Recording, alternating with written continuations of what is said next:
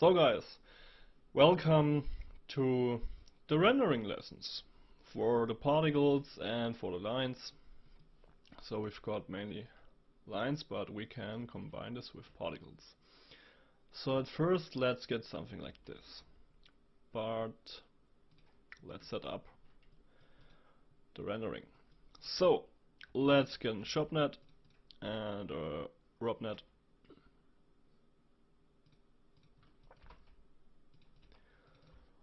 RS shop out. So let's get a camera. Let's get a simple camera. Let's call it camera.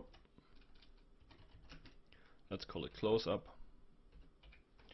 Let's get another one. Let's call this wide. So let's go to the close up. Let's make 90mm macro out of this. Let's get full HD here. And on the other one, let's make a little wide angle lens. Let's make 35. And let's make here a cinema scope look. So it's only the look or the aspect ratio. It's not the full process of CinemaScope, keep that in mind. Let's copy the parameter from the focus distance. Let's go to DOF.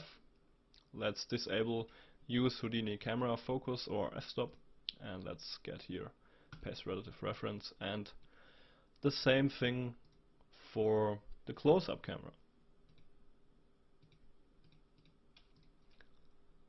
Paste relative reference.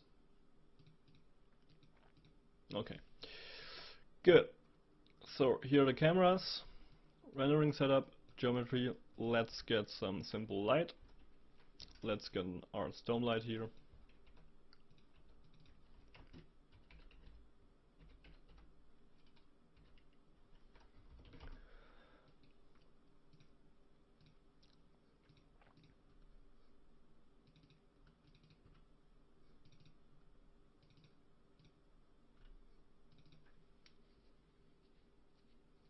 Something like that.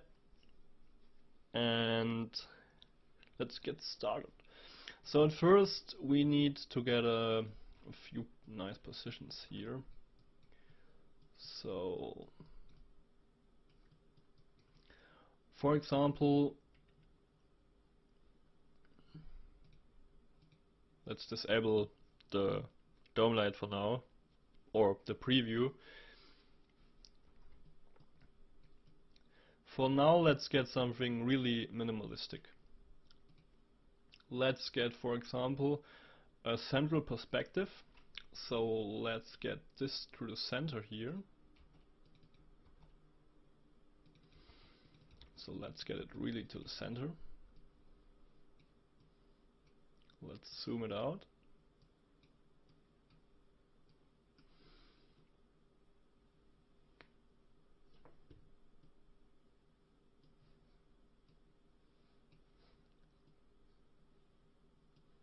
Something like that. Let's get it a little bit up.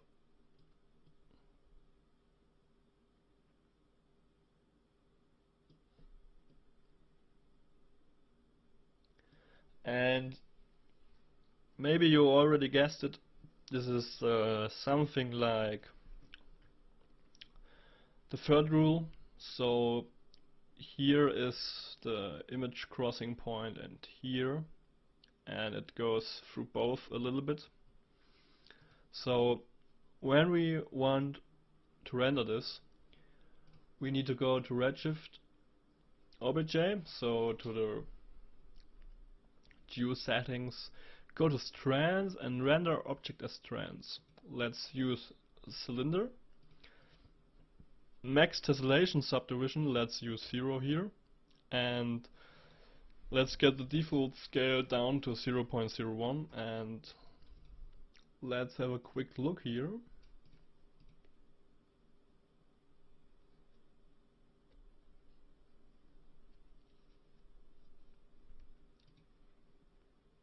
Let's go to close-up camera. Let's change this to rec, and let's disable that one, and let's get the focus. The focus is pretty hard to get with oh, okay, we forgot something. Let's go into out and let's get here. That started. So it's sometimes it's pretty hard to focus with the in the redshift view, because yeah, the focus is something about 10,000. Let's try. Let's try 50 and let's get it. The object is way too big, but for now it's okay. Yeah, that's better. So let's get the lines a little bit bigger. Something like that. And you can see it's really minimalistic. So it's a pretty simple rendering. You can enhance it for sure. But for now, let's get into here and let's scale that thing down because it's way too big. So let's go out of the camera and let's just scale it down. Let's go to transform, or let's make a match size. Let's get a box. This is a pretty simple but fast method. So this is the bounding box and this is the geometry to move and resize. And let's scale to fit and let's hit uniform scale, and you can see it's scaled now in the box. But be aware, when you got animated stuff, don't use the match size. That's pretty tricky sometimes. So let's get a transform here. Good old transform node. Let's go to the front viewport and let's get something symmetrical going on here. Let's get this right about here and let's get a mirror and mirror it to the other side, so something like this. So let's go to the close-up camera. It's too far away. Let's go back and let's take it to 0, 0, and now it's way better. Yes.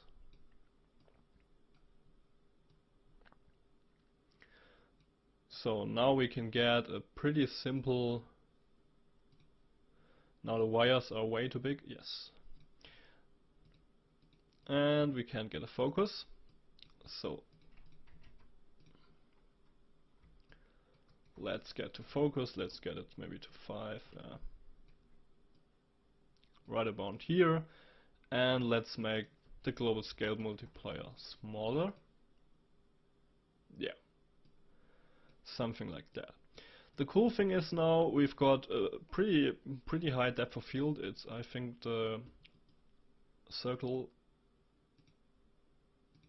is on, yeah, it's on 1. So the DOF is pretty high. You can see we only got a little focus plane, so we've got nothing. We've got not that much depth of field. So it's pretty shallow depth of field. Let's take that a little bit, yeah, something like 0.25. And the cool thing is you will get this pretty simple symmetrical look, but it looks alright. So for the next one we can try to stretch it out. So let's try cinema scope ratio, and let's of course go into the camera and let's zoom a little bit out. Let's get a focus. Maybe I will hit it. Yes. And you will get something like this with the cinema scope ratio. So let's go over our simple material. Let's get redshift network, RS mat, let's call it lines. Let's dive inside, let's get an RS material.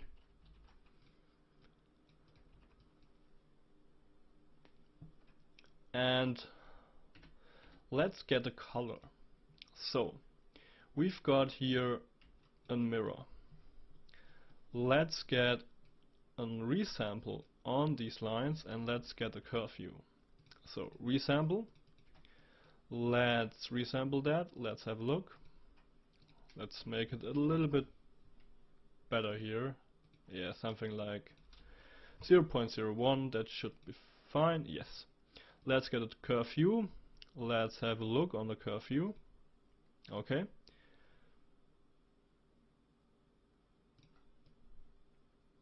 That's not bad.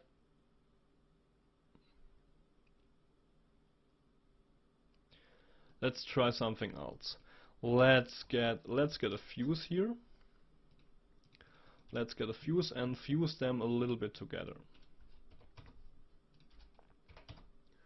So 0.002 would get a job pretty much done. And let's get something like, let's get a group here. Let's get a group and let's get it to point, and let's call this group, let's call it start_PTS for start point, and let's select one point here at the bottom. Let's hit enter. So we've got one point, and let's use the node edge transport. That's a pretty nice handy node. Let's get edge network here. Distance, that's alright. Let's get group. Let's get group start points. Let's delete the 0 out of here. We don't need a 0. Let's get total copy. I think that's alright. And let's have a look. Distance. So we will now measure the distance from the start points through the whole network, but we need to fuse them a little bit more to get something like this. So this is now like a ramp or a curve view. It's just basically, it's a value between 0 and 1, but it's not 0 and 1. It's where's the distance? Distance.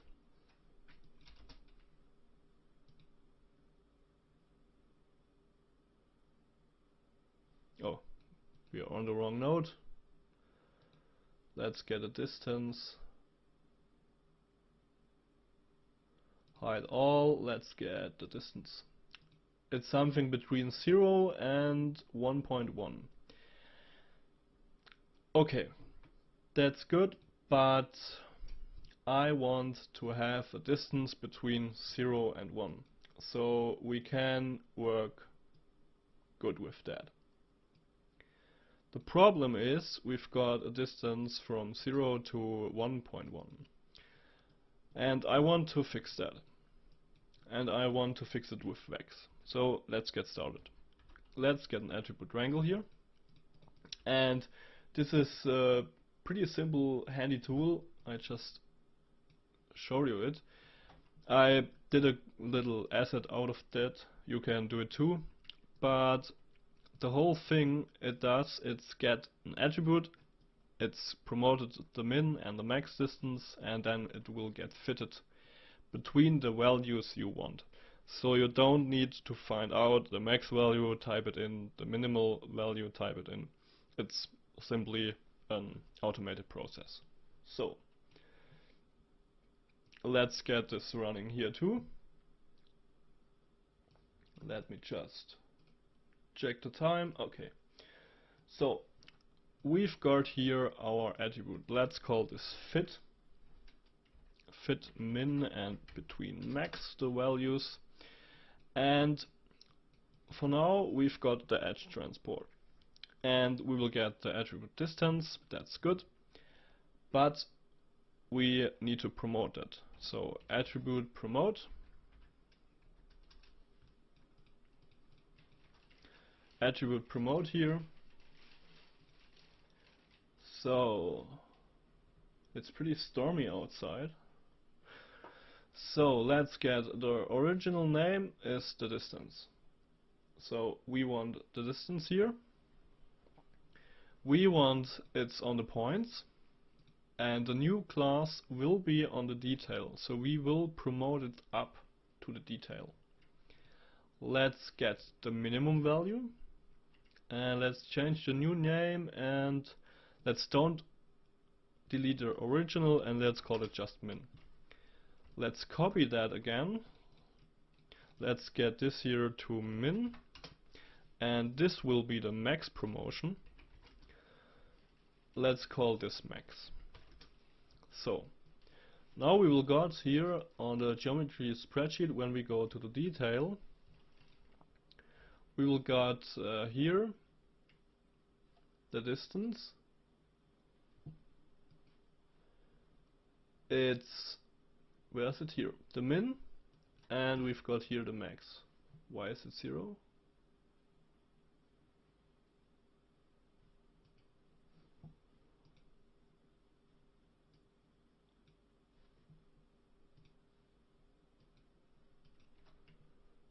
Distance, I think.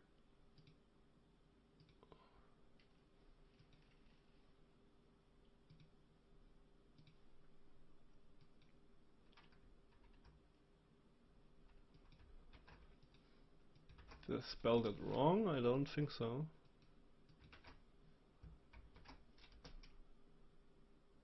Oh, okay. Simple mistake here.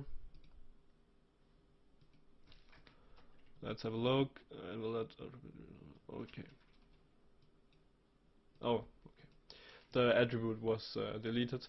So now we'll got here the 0.0. It's the min value, and the max value is 0.15037. And let's have a look on here. Let's go to the point attributes, and let's get to the distance. Distance. That's the distance, and I think that's alright. 0 and 1.15. Okay, that's good. So we now have got the maximum distance from the attribute promoted into the detail, and the minimum distance promoted. So now we want to fit them, and that's pretty easy. Let's get this connected to the second input here, and let's use a little bit of vex. So this is a float value, so we need a float here, and let's call this just fitted, and this equals 2. We want to fit the whole value, but not 0, 1, because the min and max in the detail attribute will provide the minimum value, or the minimum source value, and the maximum source value. So let's get it here. Let's call it add fit, and we want the detail. We want the detail. We want the detail from the second input. So this is the first input, this is the second input. So input slot 1. So 0, 1, 2, and 3. And we want a parameter called min. So let's get this in here. We want the min parameter and 0. Then we want the maximum source value is, let's copy this let's just copy it, let's get a comma here, and the other one is called max. So, and we want to fit this between channel. Let's get a min, let's call it out, and another channel, float. Let's make a comma, paste it, and let's call it max out. let's get another bracket here and let's end the line, and let's get f at fitted, or let's call it outfit equals the fitted. Let's hit enter. Let's hit the spare parameters here. The min out is 0 and the max out is 1, and let's keep our fingers crossed and have a look. Hide all and outfit. And it didn't work. Cool.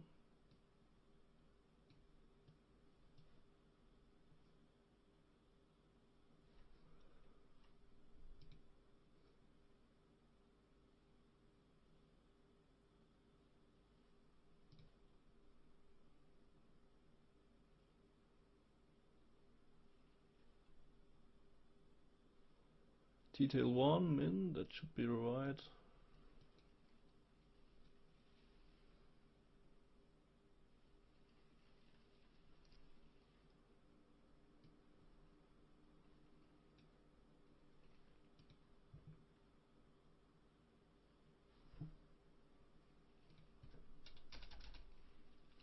Wait.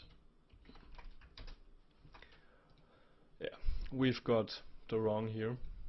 Okay, now it works. So we want to fit, of course, the distance. Now it works. We've got here 0 and between 1. That's the fitted value. And the cool thing is, now when it's bigger, the source and the source values, so the source min and the source max, will get bigger, but we can fit that. So that's a cool thing, and now we can use the fit min and max, so the outfitted we can use, for example, for color. So let's disable the visualizer here, let's go to ramp from attribute and let's call it outfit, and we will get something like this. And now we can play around with that. So for example, let's just keep it black and white. We can refit this later. Let's just get the mirror back here. So you can now see sometimes it's pretty small issues and then it will work. So let's get here, let's go to the diffuse color and let's get the color user data and let's get it to CD. Let's refresh that. Let's get a ramp. And now the cool thing is,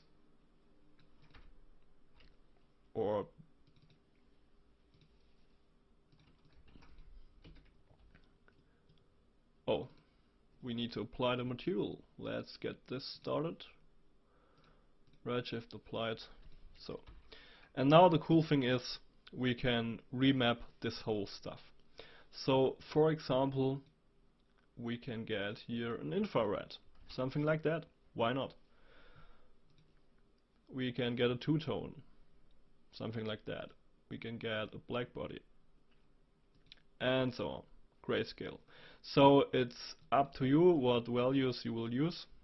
So something like that looks pretty alright. Nice. And you can remap the values to your favorite color or get the roughness and so on and so on. So that's it for the first rendering part, and I will see you in the next rendering part.